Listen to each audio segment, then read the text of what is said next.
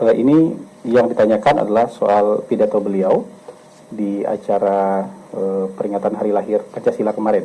Begitu ya? Iya. Saya juga hadir di tempat itu dan mendengarkan dengan seksama pidato Presiden. Presiden menyatakan bahwa beliau tidak sedang mengajak kita untuk membenci asing.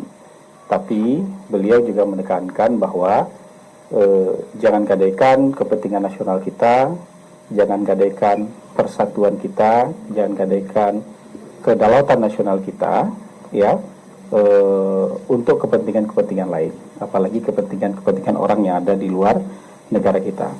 Pemerintah juga menyadari bahwa selama ini banyak sekali NGO yang juga punya peran besar di negara kita, yang punya peran dalam pendidikan, yang punya peran dalam isu-isu sosial, isu-isu toleransi, isu-isu kemanusiaan. Banyak juga lembaga-lembaga swadaya masyarakat yang punya kepedulian terhadap isu-isu itu.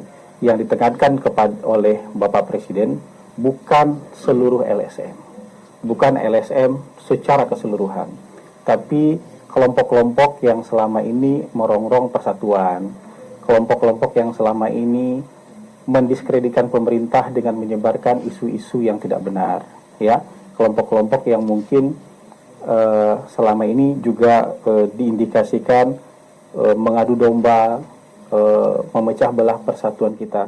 Sebagai presiden tentu beliau punya informasi yang lengkap, punya informasi yang bisa dipercaya.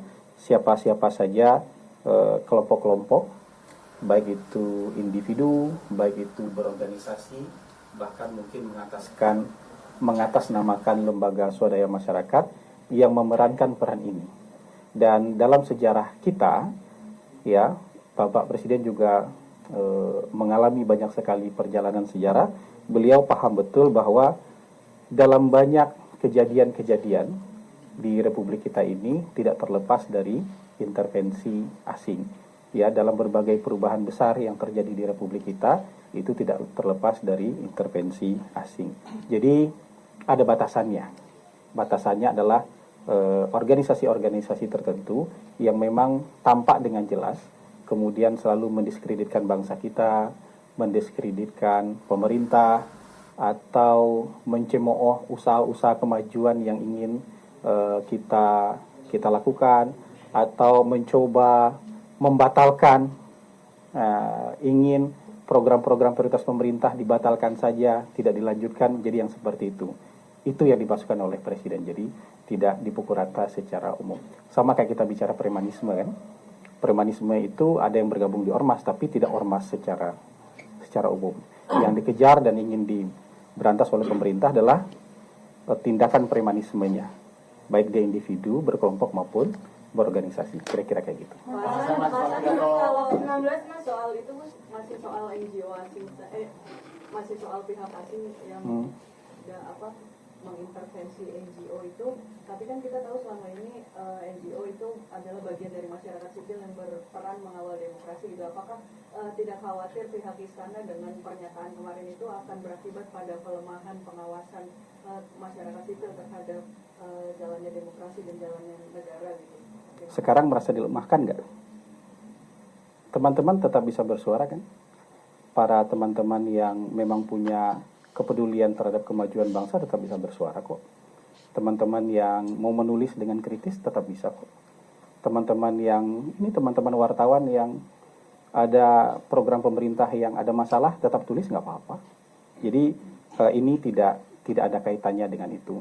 Bapak Prabowo, Bapak Presiden itu menekankan soal persatuan, kedaulatan, ya. Ini yang kita perlukan untuk mencapai Indonesia Emas.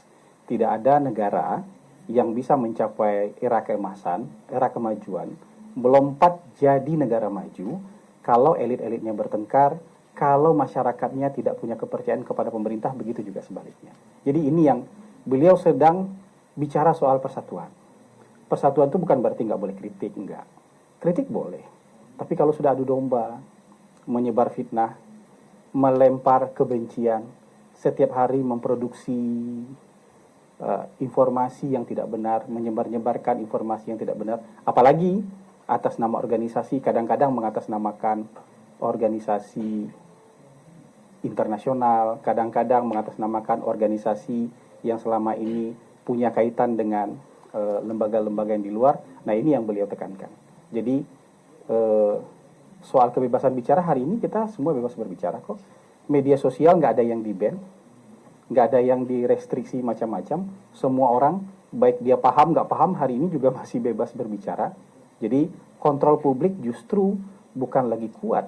Kontrol publik hari ini luar biasa kuat terhadap pemerintah. Jadi bangun pagi aja orang udah bisa komentar kok. Dia belum baca kebijakannya secara utuh pun sekarang udah bisa komentar kok gitu. Dia belum memahami ada apa sebenarnya ini, dia udah bisa komentar kok gitu. Jadi jangan khawatir soal kontrol publik tadi.